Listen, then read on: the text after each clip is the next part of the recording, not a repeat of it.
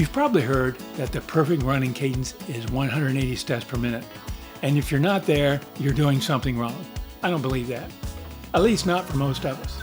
Hi, I'm Ralph, the Ageless Runner. And I'm an older runner learning how to keep running strong without pretending I'm 30. And one of the biggest mistakes I see runners make, especially older runners, is chasing somebody else's cadence number instead of learning how to control their own. Now, cadence is simply how many steps you take per minute. But here's the important part. Cadence is not one magic number for every runner. Your height, your pace, your experience, your strength, your fatigue level, and even the terrain all affect what cadence makes sense for you. So this video is not about forcing yourself to run at 180 steps per minute. It's about finding your useful cadence range and then learning how to use cadence as a tool to run smoother, manage fatigue, and finish stronger. And later in this video, I'll share one important adjustment that can help you use cadence with Run, Walk, Run so your walk breaks don't become a sign of failure. They become a reset button.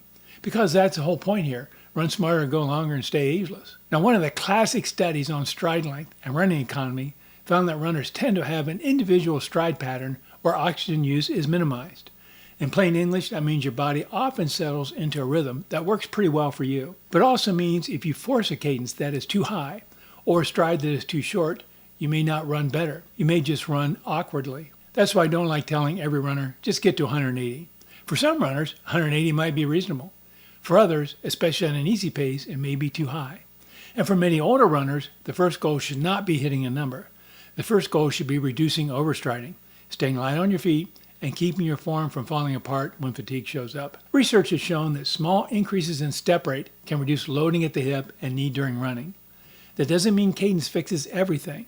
It means cadence can be one useful form lever. And that matters for older runners because we don't have unlimited recovery. Remember, recovery is training. If a small adjustment helps you run with less pounding, less braking, and better control, that may help you stay in the game longer. But here's where we need to be honest. Cadence is not magic. If you just jack up your cadence and turn your run into a frantic shuffle, that's not better running.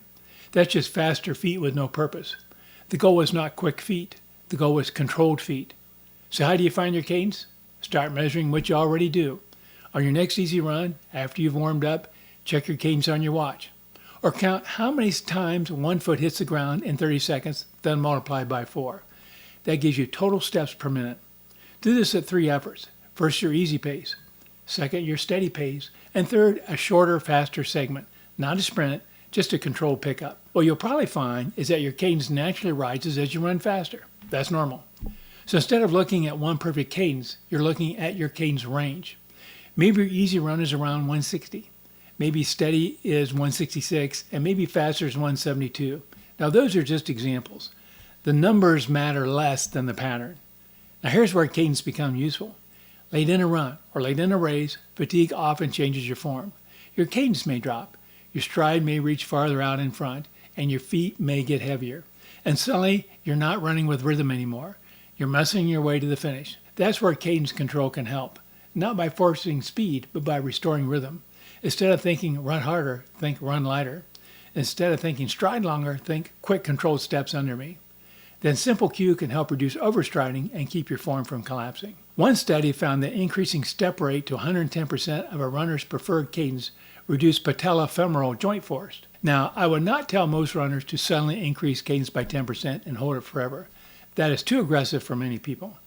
But it does support the idea that step rate changes can affect how forces move through the body. For most older runners, I'd start smaller.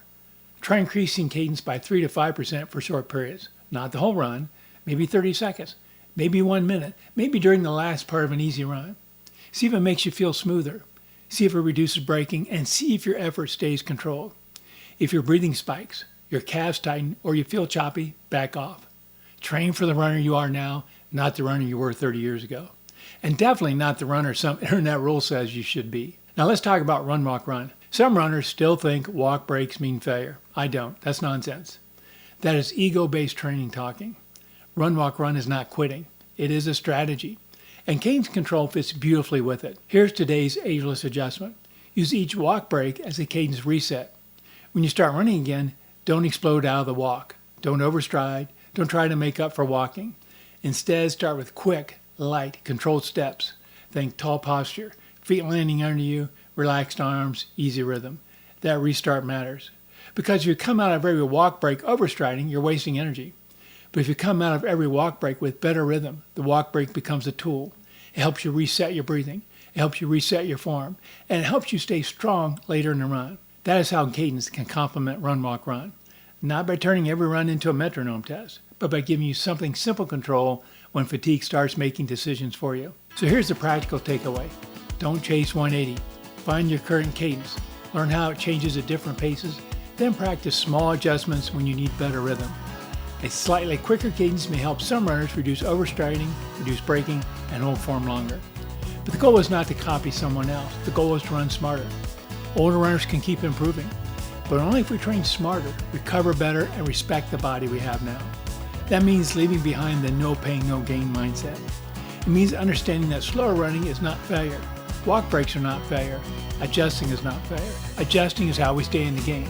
Now, if this helped, hit the like button and subscribe to the Ageless Runner. And let me know in the comments, do you know your usual running cadence? And if you use run, walk, run, have you ever noticed your form changing when you start after a walk break? I'd love to hear what you're seeing in your own running. And remember, run smarter, go longer, stay ageless. Thank you for being here.